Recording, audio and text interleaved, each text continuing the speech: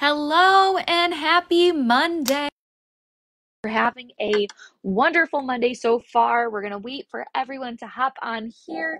We're going to wait for Sarah to hop on with us. We are talking all about alcohol tonight, and I am so excited to be here with you. So if you are watching this live with us, please comment Team Live. If you're watching this replay, please comment Team Replay. We got Timmy on here with us. What's up, Timmy? And I know we're waiting for Sarah, our co-coach, to hop on with us as well, and I'm so excited. I've got my notes out here. I brought out my big complete food and nutrition guidebook to go over this. And this, if you like to have I guess almanacs or encyclopedias. What's up? Kim's on here live with us. Let's go. Kim and Timmy. Woohoo. If you like almanac type books, not almanac, but like big reference books, this is really, really good. So I highly recommend getting this on Amazon. I actually just ordered it for Sarah so that she could have it as well. I highly, highly, highly recommend this. So Amy, what is up? Barb's on with us. Wow, guys, we are really rocking it tonight. I'm so excited. All right, on with us. Let's go. There we go. Hello. Hey. Sarah, I was just saying to everybody how yours will be there tomorrow. Mary's on with us. That yours will be at your apartment tomorrow. That this is such a good guide if someone is looking for something that is a complete food and nutrition reference that is not written in sciencey terms. Highly recommend this book. I think it's $17 on Amazon. This is a lot of the stuff that I'll use for references when we're writing posts and things like that. And that's really going to be our primary reference tonight with alcohol. Yes, we know a lot about alcohol and we know a lot about the nutrition behind it and everything and managing it, but it's also really good too to have another resource too where you can go and look stuff up. So, but Sarah, how are you doing? I'm doing great. I'm doing fantastic. I'm actually returning home to Syracuse this weekend, so I'm excited for that too. Yay, I can't wait to see you. Sarah, so Sarah and I went to high school together. I know that we've talked about this before, but Sarah and I went to high school together. Then we also went to college together. We played basketball and softball together. So we go way back. And she lives in DC now. But she's coming back home to Syracuse and I can't wait to see her. Woo-hoo. You guys will finally see us together. I don't think we've showed them us together yet. I know, exactly. They don't know our height difference. They don't understand. No, not at all. It'll be an awakening for you all. Exactly. But I'm so happy with everybody that's hopping on here. I know we got a lot on here. We got Mary, we got Barb, we got you, Sarah, we got Amy, we got Timmy, we got Kim. We are all here. So I am super excited. So we are talking all about alcohol tonight. Now, we have been hearing from a lot of our clients lately who are just wanting to manage their alcohol intake and just have a better understanding and benchmark as far as how much we should be having, what that looks like, how I can help to bring down my alcohol intake so I'm not overdoing it. Yeah, Sarah, what have you seen a lot of, or just kind of fill me in as far as where you're at with your clients too? Yeah, so I know everyone's different with their alcohol. Some drink it more than others, which is totally fine. Everyone has their own preferences. Everyone has their own amount that they drink. But I feel like most people don't know the standard when it comes to alcohol and how much they should be drinking or how much is the recommendation per se. Yeah, absolutely. So what is compared men to women, because it is different, just like with a lot of our micronutrient and macronutrient goals, it is a little bit different for men and women. What is the standard benchmark recommendation for alcohol between men and women? Yeah, so one standard size drink, which we'll get to in a minute, is recommended for women and 2 are recommended for men. So it's not anything sexist like that. It's not that at all. It's just men are actually born with a special enzyme that helps them digest alcohol better than women. So it's just a physical thing. So that's why they can have an extra drink compared to women. One of my professors always told me, sorry, woman, it's literally physically impossible for you to outdrink a man just because you don't have that enzyme. So, which is it's kind of wild, that there are so many differences between men and women, but it literally comes down to an enzyme, which is why it might seem like a man's tolerance is so much higher than a woman's is. And yes, it has also a lot to do with genetic makeup as far as a makeup body wise, fat mass, muscle mass and things like that. But there is a big difference there. Amy says, thank goodness it's coming soon, right? Yep. Thank goodness. So let's go over the different recommendations or what a standard serving size is. Now, you might go to a bar and be like, I want 3 fingers, or I want let's just get a big drink or we'll do a double or whatever it is. So the standard serving size, I'll start with beer, Sarah, and then I guess you can talk about spirits, and we'll talk about wine and like cocktails overall. Sounds Okay. good. So with beer, it's whether it be a light beer or a regular beer or a heavy beer, the standard is 12 ounces, which is why your cans come in 12-ounce cans. And if this is a side note, but we have what's called the biceps brachialis, and it's the muscle that is activated by drinking. There's one muscle. It's literally all it does is to help you drink. It's the drinking muscle, the biceps brachialis. Yes. That is I had no idea that was a thing. I learned that in my master's. That's what I learned. The one good piece of knowledge to take away from your master's. Exactly. Besides, how the body moves and everything, I use it all. But I was like, that's a really interesting fact. Yeah. So beer is 12 ounces. A light beer, first 12 ounces is going to be about 100 calories. A regular beer is going to be about 150 calories, 153. More of an IPA, a heavier beer is going to be about 200 calories for 12 ounces. Yeah. So then we go to wine, like Emily said. So the standard size for a normal glass of wine is about 5 ounces. And so, but if you have like a fortified wine, it's a little bit less at 3 ounces. So the 5 ounces, it actually has a higher alcohol content. So that's why you're having less with the wine than you are compared to beer. Because beer only has like 4 to 5% of alcohol, but wine has about 10 to 12% ish. So obviously wines vary. If you're from upstate New York, there's so many wines in the Finger Lakes. So that's the thing. But do you want to give the calorie breakdown? Yeah, so 5 ounces of red wine versus white wine, it's going to be about the same, of about 120, 125 calories between that difference. Now, like a sweeter wine, the serving per this is 3.5 ounces, which is about 165 calories. So if you're wanting to cut down as far as calorie wise, carbs is really not going to be too much different from my understanding, but it's more so the calories that come along with it. It will have more calories, obviously, if it's sweeter. But if it's a sweeter wine, it's about 165 calories per serving, where if it's a drier wine, it's going to be a little bit less overall. And then you have some like the cooking wines like port and sherry. Those are usually actually about a 2-ounce serving. So it's about 75 to 90 calories or so.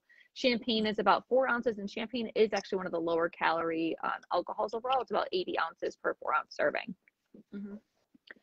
And then calories per 4 ounce 80 serving? Calories. Wow, 80 ounces. Yeah. 80 calories per 4-ounce serving. Okay. Yes. Okay. So then with distilled spirits, the standard shot is actually about 1.5 ounces, and it does change depending on the calories do change depending on what type of alcohol that you're having. So something that's going to be more like an 80 proof, like a plain gin, rum, vodka, whiskey, tequila, it's going to be about 97 to 100 calories per serving. So if you're ordering, like, let's say, like a drink that has mixer added to it, you're going to have to add in 100 calories on top of whatever that mixer has. Or if you're just ordering, let's say, a vodka soda or something like that, where it has like a 0 calories thing, it's going to be more so just the calories from the alcohol there. Yeah, and I know cocktails are definitely like a huge thing. People are always wondering, well, what's the difference between a skinny and a regular? And it really comes down to the mixers. The mixers are the big difference, and how it's not the alcohol itself, it's what you choose to mix with. And obviously the big mixers are like sodas or juices or sweeteners.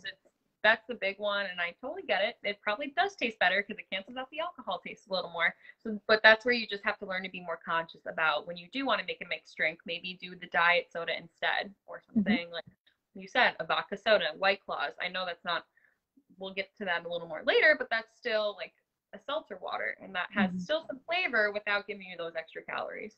Yeah, and there's plenty of ways to. A lot of like bars and even some restaurants as well will have like a lighter option, or you can ask them if you want to do like a margarita rather than using their plain like jug margarita mix. You can have them do lime juice or like a little bit of extra lime juice with some club soda in there, which will help to just change the flavor to be a little bit lighter and less of that sweetness, because that extra sweet can also impact a hangover as well if you're not being a responsible drinker, or if you're drinking too much and not having alcohol with it, or not having water with it. That extra sweetness can really impact and cause some of that next day not feeling so great. Yeah, I know some of the symptoms, everyone has a different hangover, but some of those symptoms can be like dehydration, which is like really bad headaches or like shakiness or just overall fatigue. So learning to curb that and learning to maybe stick to the standard size drinks will help reduce your feeling of a hangover the next day. Yeah, absolutely. And Sarah said it right there, that a lot of what a hangover is, it really is dehydration, because we process everything so much faster. So we're losing a lot of water in the process. That's why it's always like, don't break the seal. You're losing a lot of water, which is going to cause you to be hungover, which is why you get the headache and the spins and that hot and cold feeling. Your body just has a really hard time regulating it.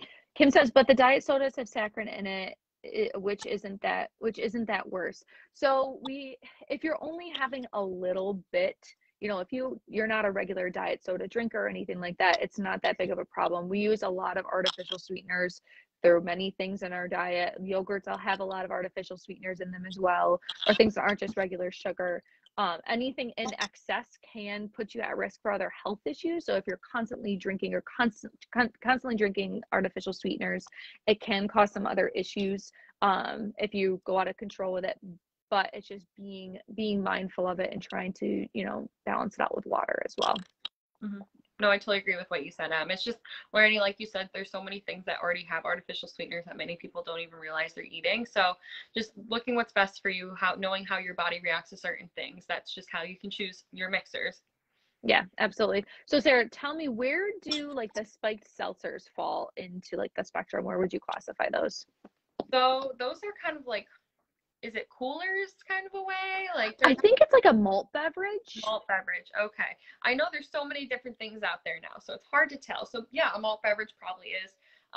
So yeah, malt beverages, they're so popular now. You just go into a gas station, that's primarily what they have there. Beer and malt beverages.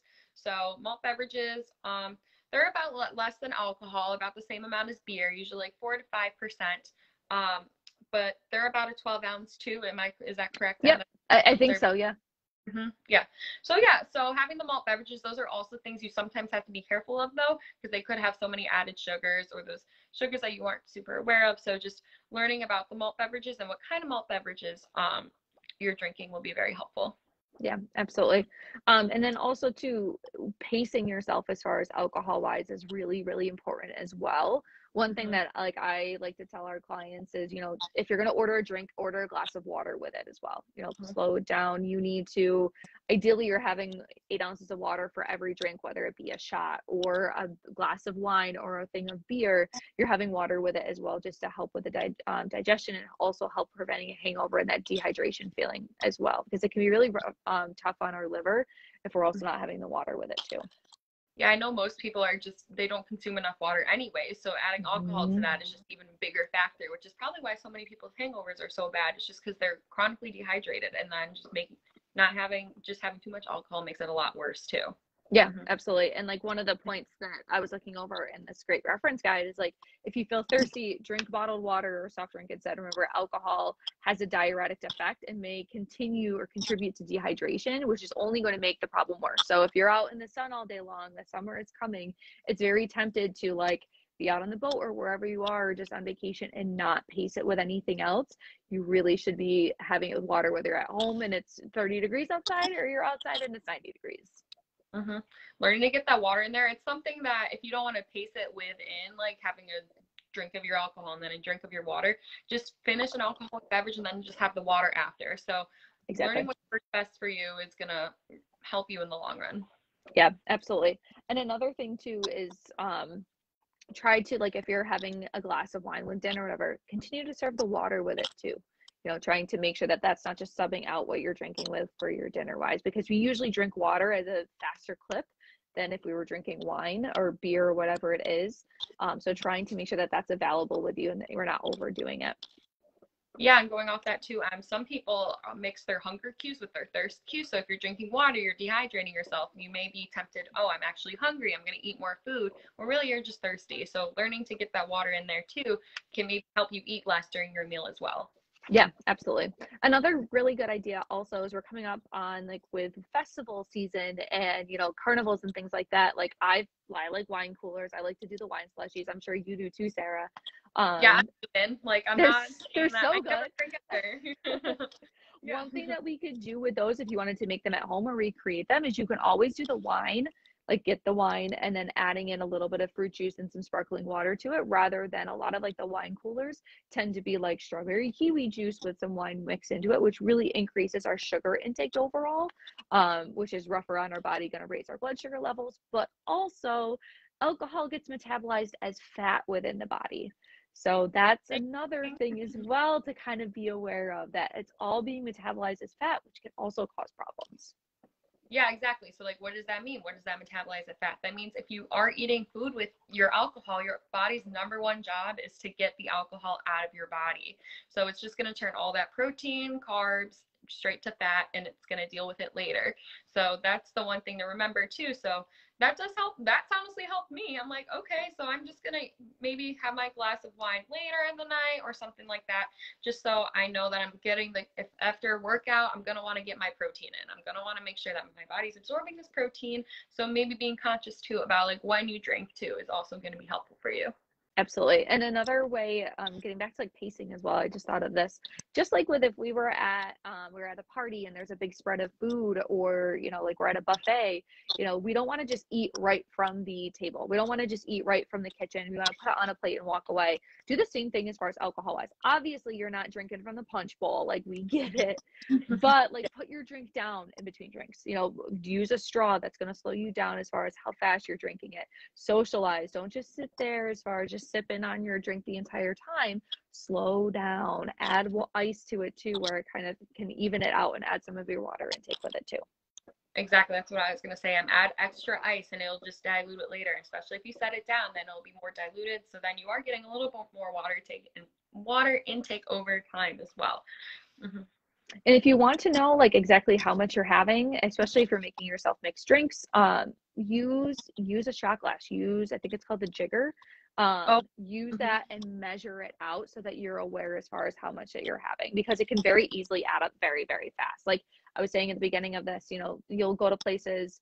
I was at some bar and it was like, do you want a 1-finger pour, a 2-finger pour, or a 3-finger pour? I had no idea what that was. That was related to, I think 1 finger is like what a shot would look like at the bottom of a glass. So you could technically order up to 3 shots at a time before they put any ice in, which is a lot to drink out of like a Collins glass or a small glass. That would be more than half of what I got already in my water right here.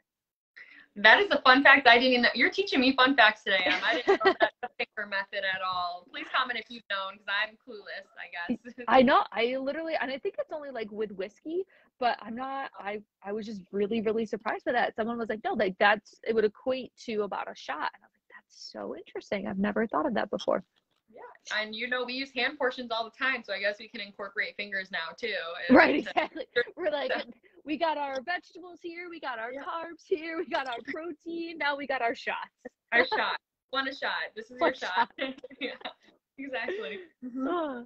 Anything else, Sarah? Anything else that you could think of as far as just like remembering wise with alcohol, slowing down, pacing yourselves, or tips on like cutting down intake overall? I just think just be more mindful. I know it's hard, especially with today's day and age. Socializing, obviously enjoy the event and have a good time, but also just be mindful, because think about yourself in the long run, because you don't want to just wake up with a really bad hangover. Just give yourself some water in there. Just give yourself a little more hydration. Your body will thank you later. Exactly. Pace yourself. And if you're someone who's like, you know what, I really want to cut down as far as with my drinking wise, it might be hard from going from having 3 or 4 or 5 drinks in one night, usually to cutting down to 0. So you can always start and saying, okay, with this week, I'm going to try to have no more than 3. I have one client that I'm working with right now, and I meant to tell you this too, Sarah. She found what's called hop water tea. It's a tea made from hops, but it's non-alcoholic. It's kind of like a kombucha almost, where it's cold and you put it over ice and it still tastes and smells like beer because of the hops, but it's not beer. It's like made with white tea and hops. Yeah, it's not fermented or anything like that. Is it caffeinated? Not caffeinated, because with it being white tea, it's like it's an herbal, I'm pretty sure. Okay, well, I will keep that. Fun fact number 3 of the day. Guys, let's keep them coming. Yeah, she said that she found it like at a bottle shop. She's out in Colorado, she's telling me last week. But she found it out at a bottle shop, and she's like, this has been really good. We made it a goal this past week that she's gonna have one of those before she has anything else, or she'll get that when she comes home from work, rather than going and grabbing a seltzer or an IPA or anything like that. I thought that was really interesting. Yeah, I think that's a really good idea. And now I'm aware of that too. So I can give that to future clients if I ever have a problem with that too. Yeah, absolutely. So just to kind of recap for everybody, we went over what a typical serving is: 12 ounces for beer, 5 ounces for wine, 1.5 ounces for shots. And it depends too, as far as like with drinks and everything. We want to pace ourselves with water during, like in between drinks or after. And we also just want to take it slow and kind of be mindful of what we're having and what we're having with the alcohol as well, because knowing that it gets metabolized as fat. Mm-hmm. Nope, I think that's a really good point, Em. So I think you got it all right there. Awesome. And Kim says that's my favorite beach drink: 2-finger pour of whiskey neat with an umbrella in it. That does sound really refreshing. It does. Oh, I wish beach time, summertime. I wish, man. We're so close. We're so close. It's going to be 60 this week, Sarah, but I think it's supposed to snow by the time you come home. Yeah, lucky me. Just my luck. Love it. Just in time.